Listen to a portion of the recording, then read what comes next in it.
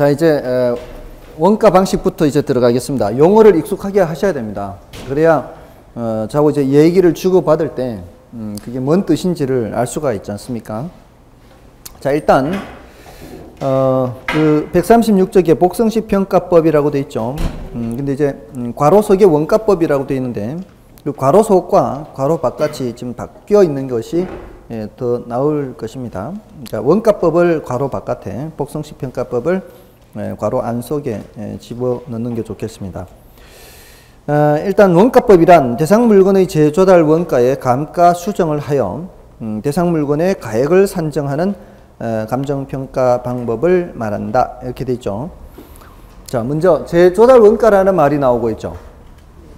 자, 이 적산 가격을 구하기 위해서는 먼저 재조달 원가를 계산을 해야 돼요. 이 재조달 원가가 바로 물건을 만드는 데 투입된 모든 가격이에요. 재조달 원가가. 그러니까 정상적으로 쓸 때까지 투입된 모든 비용. 아까 어떤 것들이라 그랬어요? 직접 재료비 같은 것. 재료비 같은 것뿐만이 아니라 인건비 거기에다 뭐까지 더 하고 이윤까지 더 하고, 이거는 누구한테 주는 돈인가 하면은 건축업자한테 주는 돈이에요. 그 건축업자한테 주는 돈을 표준적 건설비라 그래요. 재조달 원가하고 또 달라요. 그러니까 그 건축업자한테 주는 돈 말고도 뭐가가 더 있다 그랬죠. 저를 감상하세요. 이것만 보지 마시고 저를 보세요. 건축업자한테 주는 돈만 있는 게 아니고 뭐도 있다고요? 그 부대 비용 같은 게 돼요. 각종 이 부대 비용. 그러니까 요걸 합쳐서 요거 이 재조달 원가, 이거 따로 이제 밑에 써드리고 잠깐만 썼다 지울 거예요. 요 재조달 원가는 표준적 건설비에다가, 이게 누구한테 주는 돈이라고요? 건축업자한테 주는 돈이라고. 거기에다가 통상의 부대 비용이 발생해요. 이런 것들을 다 더해서 뭐라고 한다고요? 재조달 원가라고 해요. 아시겠죠? 표준적 건설비가 누구한테 주는 거라고요? 건축업자한테 주는 돈이라고 생각하시면 돼요. 우리가 이제 도급 계약을 한다 생각하시면 돼요. 도급. 도급 들어보셨나요? 도급, 민법에서 거기까지 안 들어갔을 수도 있어요. 14개 계약 유형이 있죠. 민법에. 14개 계약 유형 중에서 여러분들이 배우는 거는 매매, 임대차, 이런 거 배우죠. 몇 개밖에 안 배울 거예요. 14개 중에. 믿거나 말거나. 이정환 선생님이 할 거예요. 이정환 선생님이. 근데 이제 14개 중에 다 하는 게 아니라 그 중에 이제 맨 끝에 가면 뭐 현상 공모도 있어요. 14개 계약 유형에 현상 공모도 있어요. 그것도 계약 중에 하나예요. 현상 공모? 어디서요? 아, 이정환 선생님한테 배웠어요? 그래요? 현상 광고? 현상 공모, 광고인가? 현상 공모인가? 하여튼 현상 뭐 하는 거 있잖아요. 그게 14개 중에 맨 끝에 나오는 거잖아요. 그게 14개, 그게 도급이 있다니까요, 도급이. 그 14개 중에 도급이 있다고. 일의 완성을 목적으로 하는 거예요. 일의 완성. 그러니까 건물을 지어주세요 하면 건물 지어주는 거. 그거예요. 네, 그 행위. 그게 도급이요. 그러니까 도급인, 수급인 이렇게 할 때. 이 건축업자한테 주는 그 돈, 그게 바로 표준적 건설비라고요. 표준적 건설비. 근데 나는 건축업자한테 주는 돈만으로는 건물을 정상적으로 쓸 때까지 다 지출했다고 볼 수가 없거든요. 다른 비용이 발생한다고요. 그걸 합쳐서 뭐라고 한다고요? 통상의 부대 비용, 이렇게 얘기를 해요. 그게 137쪽에 맨 위에 있어요. 박스 안에. 137쪽 맨 위에 박스 안에 뭐라고 되어 있어요? 건물의 재조달 원가는 표준적 건설비, 일단 그 가로 속을 보지 마시고 통상적 부대 비용, 이 두 개 더한 거죠. 그 표준적 건설비 안에 뭐라고 되어 있어요? 직간접 공사비에다가 적정 이윤 있죠, 이윤. 그 이윤이라는 게 키워드예요, 거기서는 또. 이윤을 반드시 고려해야 돼, 이윤. 이윤을 고려한다는 게 도급 방식 기준 이렇게 나온다, 거기에. 도급이란 말이 거기서 나와요. 이윤을 고려하는 게 도급 방식 기준이에요. 그거는, 자, 그 왼쪽 예티 이제 136쪽에 맨 밑에 있어요. 그 동그라미 3번에 재조달 원가에 산정해서 뭐라고 되어 있어요? 건물의 재조달 원가는 자가 건설이든 도급건설이든 간에 도급건설에 준하여 처리한다. 이렇게 돼 있죠. 그게 키워드예요. 도급건설에 준하여, 이게 키워드예요. 그러면 그 도급건설에 준하여 요 의미가 뭐냐? 이윤을 꼭 고려해야 된다 이 말이죠. 왜냐하면 건축업자한테 돈 줄 때 이윤 빼고 주지는 않거든요. 근데 건축업자가 자기가 사용하기 위한 건물을 지을 때는 이윤이 포함되어 있지 않겠죠. 발생한 비용이라는 게. 예, 그런 경우라 할지라도 평가를 할 때는 반드시 뭐를 고려해야 된다고요? 이윤을 이제 반드시 고려를 해야 된다는 뜻이에요. 자, 됐죠? 자, 어쨌든 그 재조달 원가, 새로 만드는 데 투입된 모든 원가에다가 빼기 뭐 한다고요? 감가수정을 한다고요. 감가수정. 이 감가수정이라고 하는 것은 감가수정액 해도 되고요. 뭐 경우에 따라 감가누계액 할 수도 있어요. 감가누계액 또는 감가수정액. 자, 이렇게 해서 요 금액을 빼면은 뭐가 되는 거예요? 적산 가격이 되는 거예요. 또는 이제 복성 가격이 되는 거예요. 적산 또는 복성. 적자가 무슨 적자일까요, 이게? 쌓을 적자예요. 쌓을 적자. 더해 나간다, 이거. 특히 재조달 원가 계산할 때, 각종 원가를 더해 나가는 거죠. 자, 이렇게 해서 계산을 하는데, 자, 이게 지금 시험에서는 여기에서 집중적으로 출제가 돼요. 여기서는 이제, 어쩌다가 나오고요. 한 10문제가 나오면은 여기서 한 2문제에서 많이 나와야 3문제. 여기서 한 7문제 가까이 나온다. 이렇게 보시면 돼요. 예, 그리고 뭐 한 번 정도는 뭐 이게 전반적인 것을 묻기도 합니다. 자, 이렇게 해서 일단 이 공식을 이제 알아두시고 각각에 대해서 좀 이론 정리를 하셔야 되겠죠. 재조달 원가와 요 감가 수정에 대해서 이론 정리를 좀 해야 될 거고요.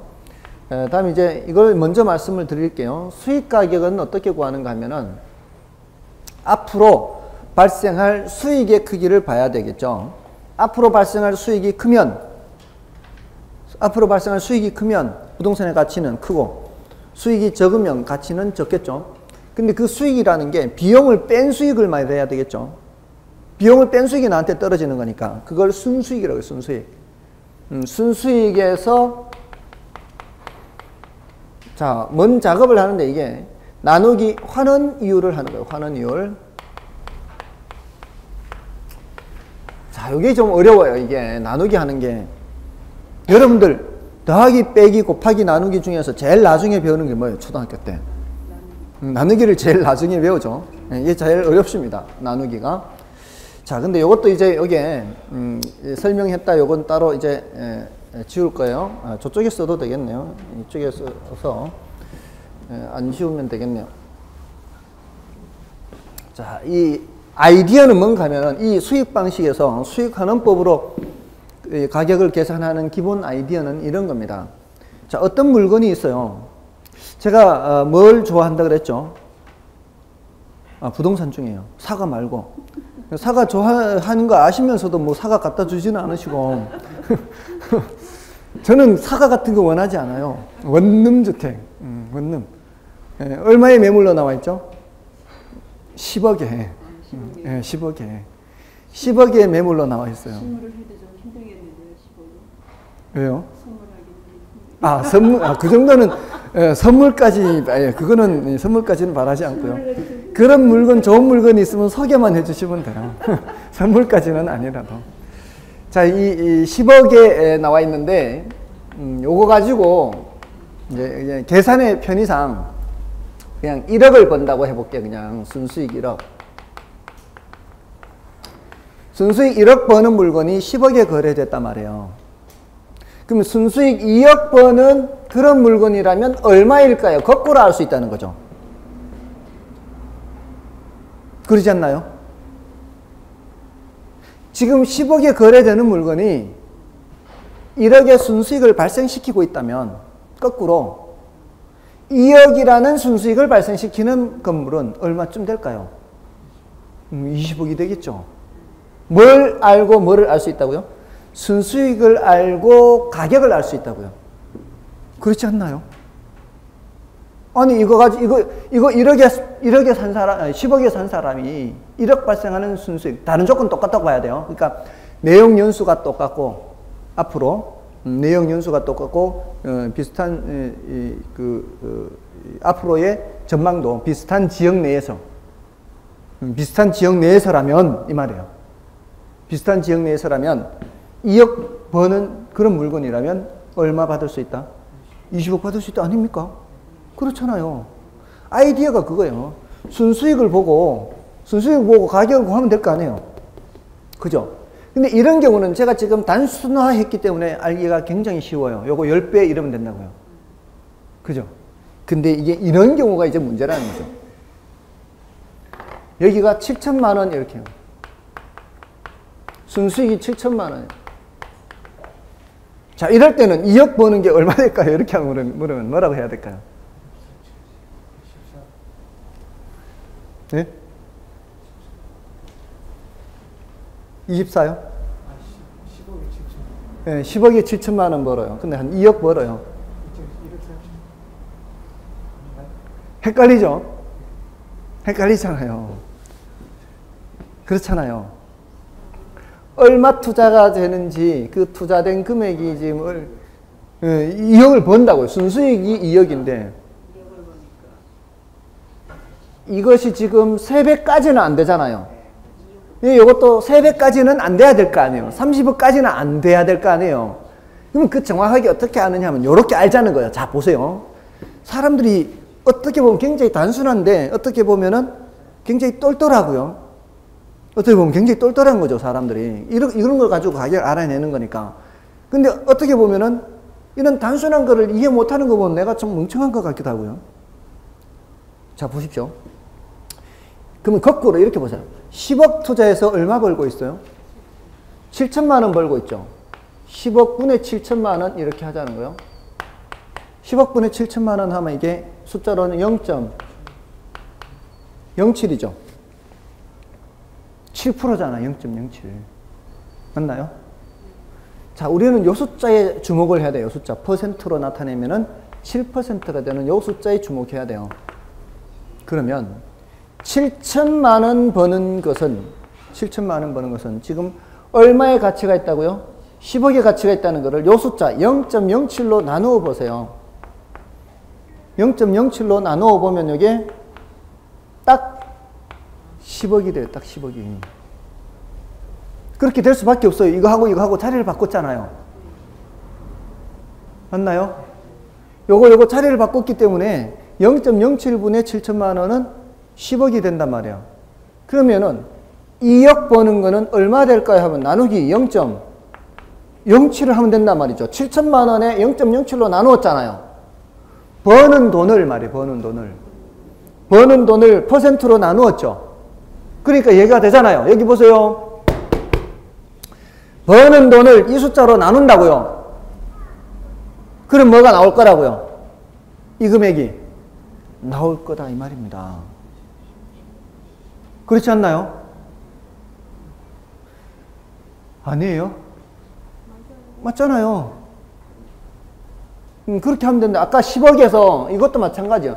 10억이 1억 번다고 할 때 2억이면 얼마 하느냐 이거는 금방 아셨잖아요. 사실은 이렇게 된 거거든요. 지금 10억이 1억 버는 거는 10%거든요. 0.1 10%잖아요. 그러면은 1억을 뭘로 나눈 거예요? 1억 나누기 0.1 10%로 나눈 거예요. 1억 나누기 0.1 하니까 얘가 되는 거예요.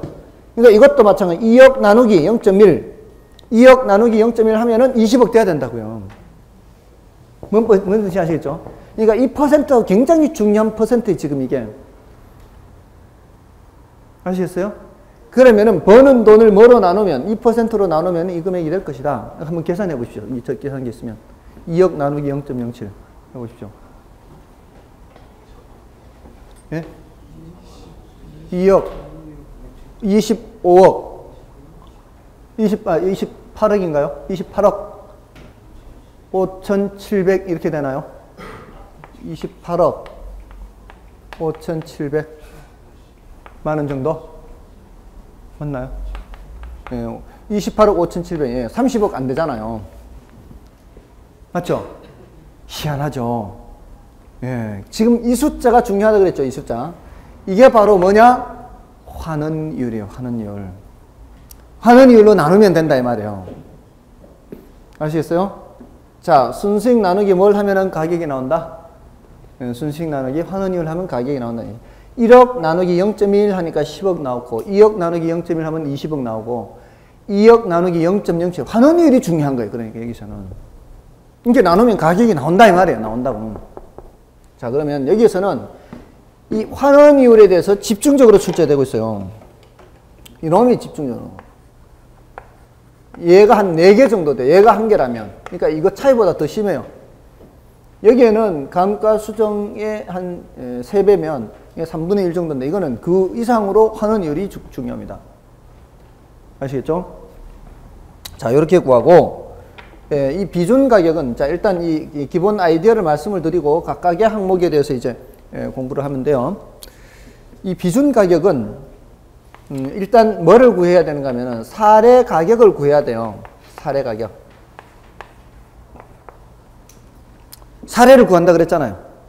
사례를 구해서 사례 가격에다가 수정 작업을 해요.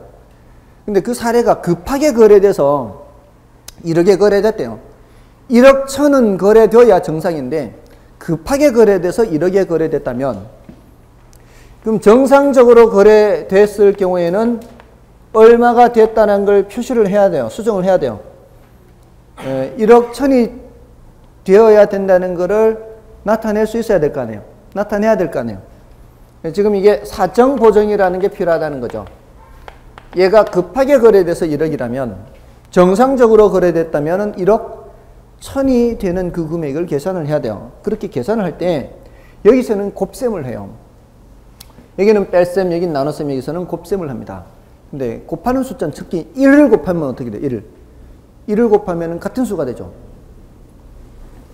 1보다 작은 수를 곱하면 숫자가 더 작아지죠. 1보다 큰 수를 곱해야 숫자가 더 커지죠. 그래서 이게 1.1 해서 1억 1,000이 되는 거를 이렇게 만들어줘야 돼요. 정상적으로 거래됐을 경우의 금액을 이렇게 수정해줘야 돼요. 이렇게 하는 작업을 사정 보정이라고 그래요. 그 다음에 얘가 같은 그 최근의 사례가 아니고요. 한 2달, 석 달 전의 사례입니다. 이 사례가. 그러면 그 두 달, 석 달 사이에도 가격이 변할 수 있죠. 아까 가격 형성 요인이 끊임없이 변한다 그랬죠. 변동의 원칙. 그렇기 때문에 시점이 다르기 때문에 이걸 또 수정해 줘야 되는 게 있어요. 이런 거를 시점 수정이라고 그래요. 이런 작업을 해야 돼. 예를 들어 뭐 한 5% 정도 그동안에 올랐다. 그럼 곱하기 1.05. 딱 15분 맞네요. 보니까. 15분 되니까 벌써 눈빛이 달라지고 있어요. 15분. 정신 바짝. 오늘 지금 날이 특별히 지금 이 실내 공기가 더운 것도 있죠, 지금. 문 좀 열까요? 아니, 그렇다고 지금 당장 열란 뜻은 아니고요. 열까요? 하니까 벌써 여실 생각을 하고. 이 선생님이 특히 이거 여는 걸 좋아하셔요. 아, 환기하는 거. 근데 저 바깥 공기가 그렇게 좋은 공기는 아니어서 조금은 그렇습니다. 그죠? 자, 어쨌든 환기를 하는 건 좋기는 합니다. 졸리시나요? 지금 뭐 원맨쇼라도 할까요, 지금? 열면 춥습니까? 좀 더우신 것 같으면 좀 이렇게 벗으세요. 이렇게 좀 약간 이렇게 서늘한 게 공부하는 데는 좋습니다. 어쨌든 시점 수정이란 작업을 해야 되고요. 또 사례가 인근 지역의 사례가 아니고 유사 지역의 사례. 그러니까 먼 딴 곳의 사례인 경우에는 지역 요인을 비교해야 돼요. 지역 요인이 같을 수가 없거든요. 어쨌든 뭐 이거는 여기가 5% 못하다 그러면은 대상이 5% 못하다 그러면 0.95 이런 식으로 이렇게 곱해야 돼요. 이런 수정 작업을 하고 또 뭐도 하고요. 개별 요인을 또 비교해야 돼요. 이건 한 10% 못하다 그러면 0.9 이런 식으로 이제 수정 작업들을 해서 대상 부동산의 비준 가격을 구하는 것을 거래 사례 비교법 이렇게 얘기를 해요. 자, 근데 이게 항목은 가장 많은데요. 이게 난이도가 가장 낮습니다. 논리가 가장 단순합니다. 비교해서 가격을 높여야 될 것 같으면 1보다 큰 수 곱하면 되는 거고요. 가격을 낮춰야 될 것 같으면 1보다 작은 수를 곱하면 되는 거예요.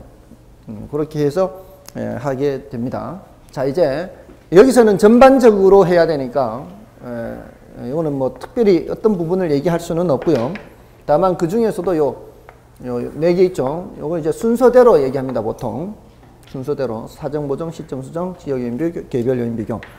자, 이렇게 해서 체크를 할 겁니다. 먼저 이제 재조달 원가부터요. 여기에 이제 다시 136쪽에 재조달 원가부터 가겠습니다.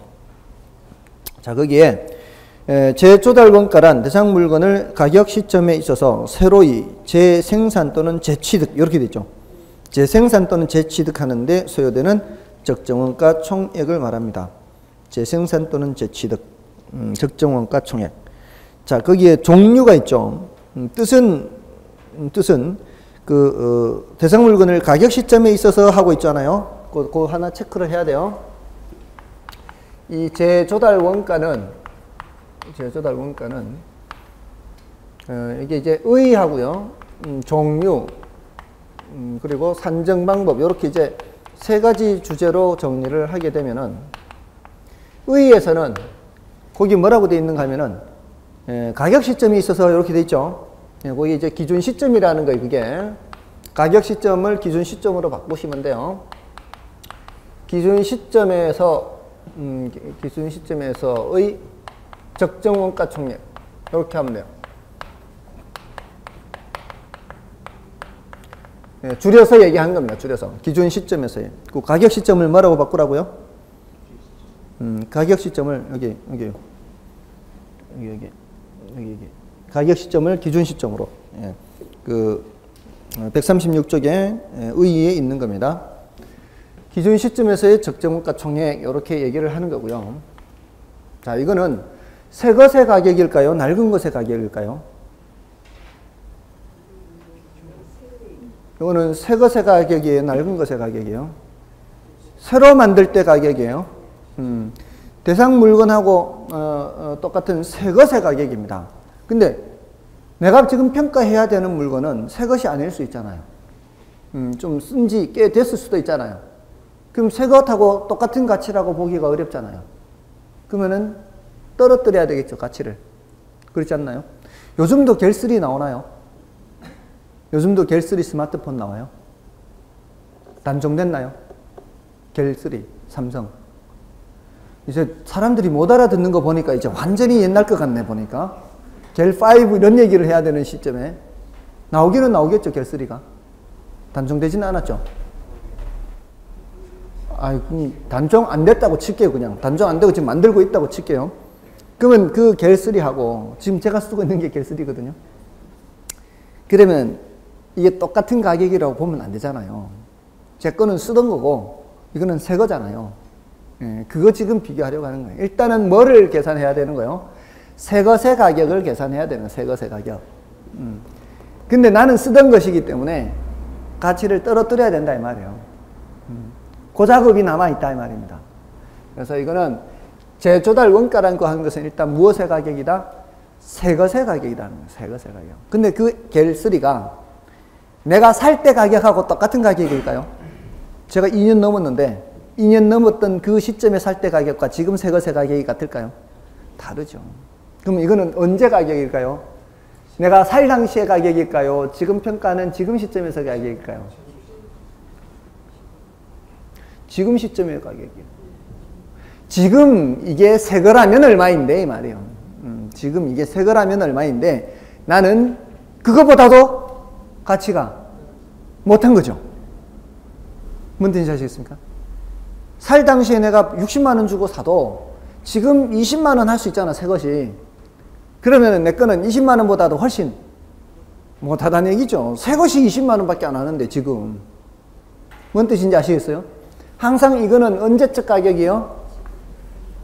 지금이라고 하면 사실 틀리고요. 사실은 지금이라고 하면 이제 틀려요. 정확하게 말하자면은 기준 시점이에요. 요거 가지고 질문한 적도 있어요.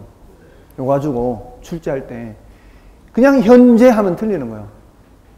기준 시점에서의 적정 원가 총액 해야 돼요. 기준 시점이 지금 현재일 수도 있고 아닐 수도 있으니까 항상 기준 시점이라고 대답해야 되는 거예요. 자, 일단 새 것의 가격을 먼저 구해놓고 내 거는 새 것이 아니에요. 새 것이 아니면은 그거보다 더 떨어뜨려야 되는 거예요. 내가 아무리 살 때는 200만 원을 주고 사도 지금 새 것이 20만 원밖에 안 하면은 20만 원에서 떨어뜨려야 되는 거예요. 200만 원에서 떨어뜨리면 안 되는 거예요. 그러지 않겠습니까? 또 거꾸로 이럴 수도 있습니다. 내가 30만 원에 샀었는데 그때 특별히 막 무슨 행사 때문에 내가 30만 원에 산 거예요. 사실은 행사 때문에 30만 원에 샀는데 사고 나서 이게 오히려 인기가 좋아가지고 더 올라가 버린 거예요. 그러니까 새 것이 60만 원 하고 있어요. 오히려 내가 산지 6개월밖에 안 됐어요. 산지 6개월밖에 안 됐으면 오히려 살 때 값보다도 더 많이 받을 수 있지 않습니까? 중고라 해도 안 그래요? 가끔은 표정을 이렇게 좀 이렇게 고개도 끄덕여 주시기 바랍니다. 예, 그러면 이제 접수가 안 된 걸로 지금 오판을 하고 있습니다. 여러분들이 뭘 보시면 되는가 하면은 혹시 집, 아파트 분양받아 보신 적 있나요? 분양받아 보신 적 있어요? 예, 오래됐습니까? 아주 옛날에요? 혹시 지금도 갖고 계십니까? 아, 그러진 않습니까? 혹시 분양받은 거 아직도 갖고 계신 분 계시나요? 아, 아직 갖고 계세요. 다행이네. 분양받을 때 얼마에 분양받았죠? 예를 들어 뭐 평당 1,000만 원? 뭐 이렇게 이런 식으로? 그러면 옛날 얘기. 평당 1,000만 원이면 지금 분양받고 지금 집이 낡았어요? 더 깨끗해졌어요? 바보 같은 질문이지만 낡아졌겠죠? 그럼 아직도 그 분양가보다 지금 분양가보다 더 싼가요? 비싸죠. 그 희한한 일이죠. 낡아졌죠 지금? 낡아졌는데 지금 평당 가격이 지금 거래되는 가격이 오히려 분양가보다 올라갔죠. 물론 거기는 토지 가격도 있을 수는 있어요. 토지 가격도 있기 때문에 그걸 일률적으로 얘기할 수 없어요. 왜냐하면 토지는 낡아진다는 개념이 없으니까. 이거는 토지는 물리적 감가는 없어요. 근데 아무리 토지 가격이 반영되어 있다 한들 그거를 감안하더라도요. 낡아지는데도 불구하고 부동산 가격이 올라가는 거는 시장의 물가가 올라가는 이유가 있다 이 말입니다. 물가가 올라가는 부분이 있기 때문에 중고인데도 오히려 살 때보다도 가격이 더 올라갈 수 있다는 겁니다. 아시겠죠? 그러니까 살 때 가격은 중요하다, 중요하지 않다. 살 때 가격은 중요하지 않은 거예요. 지금 새 것의 가격이 중요한 거예요. 지금 새 것의 가격이. 뭔 뜻인지 아시겠죠? 제가 자꾸 지금이라고 해서 오해하지 마세요. 기준 시점이요. 기준 시점의 새 것의 가격이 바로 뭐다? 제조달 원가라는 겁니다. 아시겠죠? 거기에서 빼야 되는 거예요. 거기에서 빼야 되는데 이제 그 종류가 복제 원가와 대체 원가가 있어요. 이거 너무 어려워요. 지금 인문과정에서 하기에는 너무 어렵고요. 일단은 복제 원가에 초점을 맞추세요. 다른 거 생각하지 마시고요. 그리고 이거 지금 한꺼번에 다 하면은 제가 다음에 할 게 없어요. 그러니까 지금 너무 다 하면 안 되고, 그리고 다 한다고 다 좋은 것도 아니고요. 이게 다 소화한다는 보장도 없잖아요. 그냥 조금만 하는 게 여러분한테도 좋고 저한테도 좋고, 이거 하지 말고 일단 복제가 뭐냐면 복제 아시죠? 복제. 복제가 뭐야? 똑같이 만드는 거야. 똑같이. 그러니까 설계 도면을 이제 옛날 그 설계 도면으로 똑같은 자재 이용해 가지고 똑같이 쌍둥이 만드는 게 복제 원가예요. 자, 이게 이제 우리가 생각하는 이제 제조달 원가의 원칙이라고 생각하시면 돼요. 이게 좀 더 쉽거든요. 자, 이렇게 해서 이거는 산정 방법이 이제 도급 건설 기준에서 도급 방식 기준, 도급 건설 기준 또는 도급 방식 기준 이렇게. 도급 방식 기준 이렇게 해서 제조달 원가를 어떻게 구한다? 제조달 원가를 표준적 건설비에다가 뭐를 더한다? 표준적 건설비에 통상의 부대비용. 여기에 항목을 굳이 외울 필요는 없어요. 다만 여기에는 뭐가 포함되어 있다는 것은 꼭 기억해야 되고요. 어떤 항목 중에 이윤, 수급인의 적정 이윤이 포함되어 있다는 것은 꼭 기억해야 돼요. 이거는. 이거 구체적인 항목은 다 외울 필요는 없지만. 자, 아셨죠? 자, 요렇게. 자, 여기까지입니다, 일단. 제조달 원가에 대해서는. 다음 이제 감가수정. 이게 중요하다 그랬죠. 자, 감가수정에는 지금 여러 가지 주제가 있어요. 동그라미 2번과 동그라미 3번, 그리고 동그라미 4번. 이 주제들이 지금 2, 3, 4로 갈수록 중요도가 높습니다. 2, 3, 4로 갈수록 자, 그 중에서 이제 먼저 감가 요인을 볼게요. 감가 요인 동그라미 2번에 자, 거기 물리적 감가, 기능적 감가, 경제적 감가, 법률적 감가 이렇게 돼 있죠. 찾으셨어요? 137페이지에 감가 요인의 표에 물리적, 기능적, 경제적 감가가 있고 법률적 감가가 있는데 법률적 감가는 참고로 보시면 돼요. 참고. 그 앞에 참고 표시하면 돼요. 예, 중요한 거는 이제 물기경이 물기경. 자, 물리적 감가, 기능적 감가, 경제적 감가. 자, 근데 조심해야 되는 게 이제 경제적 감가예요. 물리적 감가와 기능적 감가는 이게 이제 동산에도 있을 수 있어요. 물리적 감가와 기능적 감가는. 근데 경제적 감가는 부동산에만 있는 거예요. 그래서 조심해야 돼요. 근데 이 경제적 감가는 그 단어에서 뜻을 유추하기가 힘들어요. 여러분들 우리 경제적이다 그러면 그 뭘 말하는 거예요? 경제적이다. 야, 뭐가 경제적이다. 뭐 시간을 절약할 수 있다든가 또는 비용을 절약할 수 있다든가 이럴 때 보통 우리 뭐 참 경제적이다 이런 말 쓰죠. 근데 여기서는 그런 의미로 해석이 안 돼요. 이럴 때는 어떻게 해야 되는가 하면은 뜻을 보고 아 이거를 경제적 감가라고 하는구나. 거꾸로 단어를 익혀 두셔야 돼요. 자, 예를 들어서 자, 아까 제가 외부 요인에 의해서 최유효 요인이 아닐 수 있다는 말을 하면서 달동네 고급 빌라 말씀을 드렸죠. 달동네 고급 빌라 하면은 들어간 돈만큼의 가치가 나가요, 안 나가요? 들어간 돈만큼의 가치가 안 나가죠. 이게 이제 감가라는 거거든요. 가치가 떨어지는 거예요. 들어간 돈보다 가치가 떨어지는 거예요. 이게 감가인데 이러한 감가를 경제적 감가라고 그래요. 부동산의 외부 요인에 의한 감가, 요거를 경제적 감가라고 그래요. 외부 요인에 의한 감가 뭐라고요? 경제적 감가를 한다고요. 그러니까 그 옆에 쓰레기 소각장이 생겨요. 옆에 쓰레기 소각장이 생겨요. 그럼 가치가 어떻게 돼요? 떨어지죠. 그 부동산의 외부 요인이 내부 요인이요. 외부죠. 그러면은 무슨 감가? 그게 경제적 감가라고요. 자, 옆에 새로 여기 지금 상가가 있는데, 옆에 새로운 상권이 형성된다는 소문이에요. 그럼 여기에 새로 지은 건물 가격이 어떻게 되겠어요? 떨어지겠죠. 옆에 새로운 상권이 형성된다는 소문이 있다면, 여기 새로 금방 지어놨는데, 떨어지겠죠. 이게 바로 이 지역이 쇠퇴할 거란 얘기예요. 이거는 부동산의 외부 요인, 내부 요인이에요. 그것도 외부 요인이죠. 무슨 감가? 그것도 경제적 감가. 이렇게 기억하시다 이 말이에요. 부동산의 외부 요인에 의한 감가는 다 뭐다? 경제적 감가다. 이렇게 된다고요. 기능적 감가나 물리적 감가는 그는 동산에도 있어요. 부동산에도 있고, 물리적 감가는 뭐겠어요? 깨진 거, 파손된 거, 뭐 이런 거는 물리적 감가겠죠. 기능적 감가는 뭘까요? 거기 뭐라고 돼 있어요? 건물과 부지의 부적합이라고 돼 있죠. 건물과 부지의 부적합은 예를 들어 부지는 좀 넓은 평수의 부지인데 건물은 조그마한 거 올라가 있다거나 이건 짝이 안 맞는 거죠.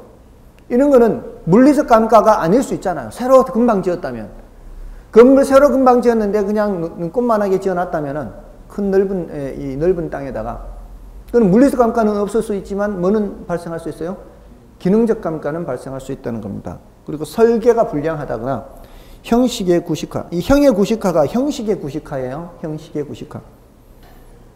이게 뭔가 하면은 제가요 우리 애한테 내년에 핸드폰을 사주기로 했어요. 내년에 사주기로 해서 지금 아직도 안 사주고 있어요. 드디어 이제 내년이 이제 됐습니다. 새 핸드폰을 사줬어요. 근데 2G 핸드폰을 사줬어요. 포장도 뜯지 않은 새 거예요. 깨끗한 거. 포장도 뜯지 않은 깨끗한 거. 물리적 감가 있어요, 없어요? 물리적 감가 없죠. 근데 무슨 감가는 있을 수 있다고요? 기능적 감가는 있어요. 그거 주면은 좋아하겠습니까, 얘가?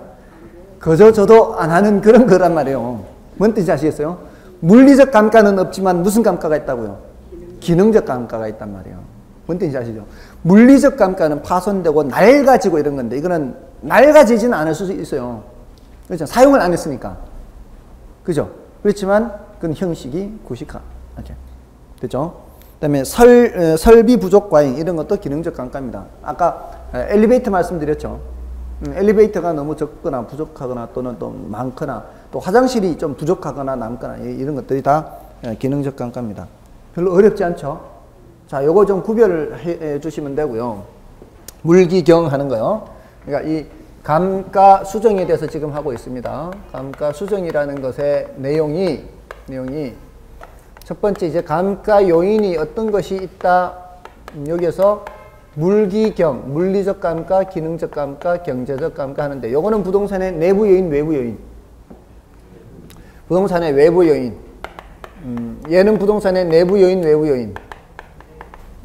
이건 부동산의 내부 요인인 거죠.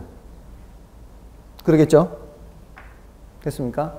자, 그렇게 해서 이제 비교를 해 주시면 되고요. 다음에 이제 감가 수정과 감가 상각을 비교하는 건데, 요거는, 요 주제는 감가 수정과 감가 상각 비교하는 거는 지금 하기에는 조금 이제, 좀 많을 수 있어요. 많을 수 있어서, 일단 목적을 체크해 주시고요. 목적을. 체크할 것만 지금 말씀을 드릴게요. 일단 그 감가 수정에서 재조달 원가를 기초로 함 이렇게 돼 있죠. 고놈하고요. 경제적 내용 윤수를 기초로 하되 이렇게 하고요. 관찰 감가법 인정 요 세 번째 하고 다음에 밑에 내려가시면 관찰 감가법 밑에 비상각 자산인 토지에도 인정되기도 함 이렇게 돼 있죠.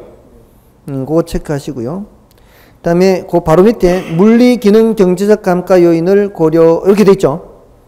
그거 체크하는데 경제적 감가 요인을 고려 여기에 이제 중점을 둬야 돼요. 경제적 감가 요인을 고려. 감가 수정에서는 경제적 감가 요인을 고려합니다. 근데 기업 회계에서 사용하는 오른쪽으로 가보세요. 감가상각에 요거 이제 목적 체크하시고요. 취득 원가를 기초로 함 요거 체크하고 법정 내용 연수를 요거 두 번째 것도 체크하고 관찰 감가법을 인정하지 않음이라고 돼 있죠. 그 바로 왼쪽에는 뭐라고 돼 있어요? 관찰 감가법을 인정 이렇게 돼 있죠. 그 두 개를 비교해서 많이 묻는다 이 말이에요. 다음에 밑에 내려오시면은 그 또 아까 비상각 자산인 토지에도 인정되기도 함 이렇게 돼 있죠. 근데 그 오른쪽에 그 감가상각에서는 상각 자산에만 적용됨 이렇게 돼 있죠. 그거 체크하면 되고요. 다음에 그 바로 밑에 경제적 감가 요인을 고려하지 않음 이렇게 돼 있죠. 자, 그렇게 체크를 해 주시면 돼요. 그걸 위주로 나머지 것들은 일단 남겨놓고요. 이것만으로도 충분하다 이 말입니다. 다음에 이제 감가 수정 방법이에요. 이게 이제 오늘 이제 하는 원가 방식의 감가 수정의 마지막 주제인데, 그게 이제 가장 중요한 건 정액법이에요. 감가 수정 방법에 가장 중요한 건 정액법. 그 다음이 정률법. 그 다음이 기타예요. 정액법은 정률법하고 비교해야 되기 때문에 중요한 거예요. 이게 감가 수정 방법이라는 주제입니다. 감가 수정 방법. 앞으로 이런 주제로 감가 수정에 대해서는 공부할 거예요. 이 세 개 주제를 위주로. 그리고 가장 중요한 게 요놈이고, 그 다음이 요놈이고요. 그 다음이 요놈이에요. 감가 수정 방법은, 이게 정액법은 뜻이 뭐겠어요? 정액법. 매년 감가액이 똑같은 거. 감가액, 금액이 똑같은 거죠. 매년 감가액이 똑같은 거고요. 정률법은 뭘까요? 매년 감가율이 일정하면 유리. 자, 그럼 예를 들어 볼게요. 자, 여기 이제 1억짜리 건물이 있어요. 이게 재조달 원가가 1억이에요. 재조달 원가, 언제적 가격이라고 그랬어요? 기준 시점에서 새거 가격이에요.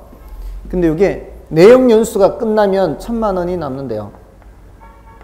요거를 내용 연수 말 잔가라 그래요. 자, 지금 이걸 정리하면 어떻다고요? 재조달 원가가 얼마고요? 1억이고요. 전체 내용 연수가 10년짜리 건물이에요. 10년인데 내용 연수 말 잔가가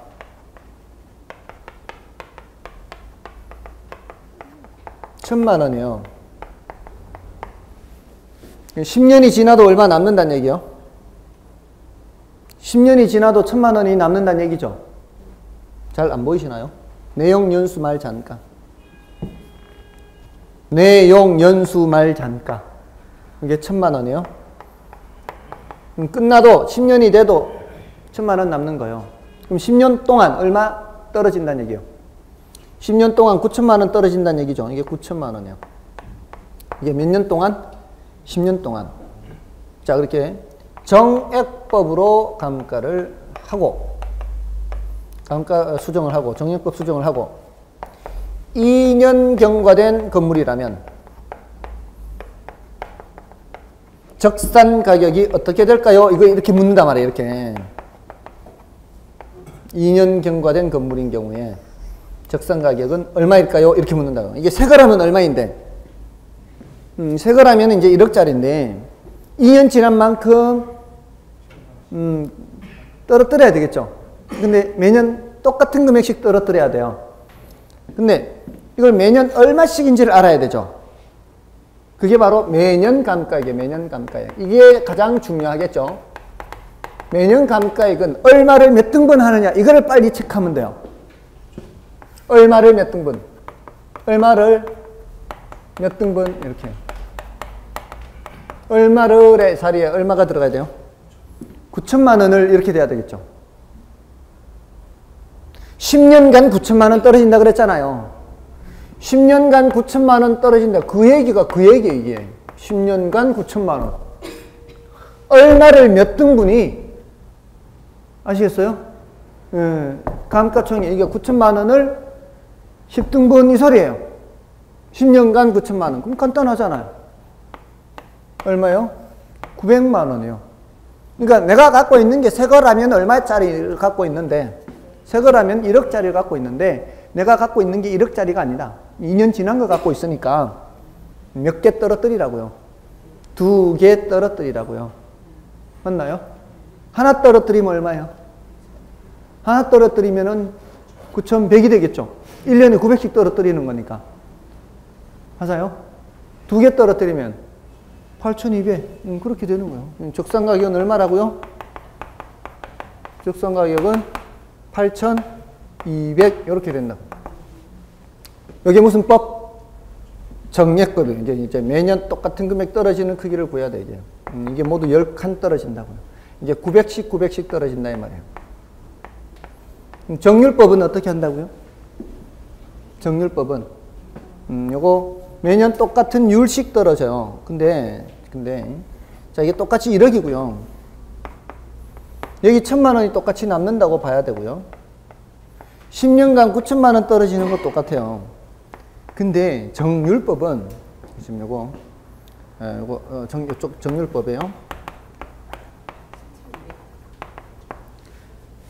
정률법은 문제에서 정률을 줍니다.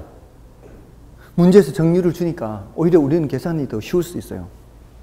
이 정률을 원래는 이렇게 계산해야 돼요. 여러분들이 조금 오히려 더 힘들어질 수도 있을지도 모르겠는데 그냥 썼다 지울게요.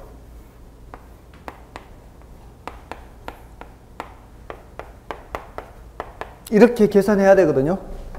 근데 뭐 벌써 머리 아프죠? 이런 게 들어가니까. 이거 우리 계산 안 해도 되거든. 우리가 사용하는 계산기는 이런 거 계산할 수 있는 계산기가 아니에요. 그냥 쌀집 계산기 있죠. 그런 것만 들고 들어갈 수 있으니까 요거 정률법을 문제에서 내도 숫자를 알려줄 수밖에 없어요. 알려줄 수밖에 없어요. 문제에서 알려줍니다. 정률은 몇 %이다 이렇게 0.2 알려준다고요. 걱정 마시라고요. 그리고 우리 시험에 정률법은 한 번도 출제된 적 없어요. 정액법만 출제됐지. 이게 훨씬 우리 시험에 더 중요해요. 이유는 조금 이따 말씀드리고요. 정률법, 정률을 알려주면은 매년 몇 %씩 떨어진다는 얘기요? 20%씩 떨어져, 20%씩. 근데 이게, 이 정률법에서는 이거 볼 필요 없어, 이런 거. 이것만 보면 돼, 이것만. 제조달 원가만. 첫 해 얼마 떨어지는 거요? 20% 떨어지는 거예요. 첫 해. 감가액이 얼마예요, 감가액이? 감가액이 1억에 20%예요. 그러면 2천만 원 떨어지는 거예요. 그럼 잔가가 얼마예요, 잔가가? 잔가 요 8천만 원이 바로 적산 가격이에요. 잔가가 적산가격이 1년 적산가격이라고요. 그럼 두 번째 연도는요. 요 8천만 원에 20%요. 계속 1억에 20%가 아니고 남은 돈의 20%라고요. 그럼 얼마예요? 1600이죠. 그러면 얼마 또 남아요? 8천 남은 데서 다시 또 1600 내려가면은 6400이죠. 그럼 세 번째 연도는 6400에 또 20%예요. 그러면 1280이 돼요. 그럼 또 떨어지는 거죠. 자, 떨어지는 금액이 어떻습니까? 첫해, 둘째, 셋째. 점점점 줄죠. 그래서 마지막은 이 정도밖에 안 돼요. 그래서 1000이 남습니다, 이게. 잔가가 1000이 남습니다. 됐나요? 굳이 계산할 필요 없고요.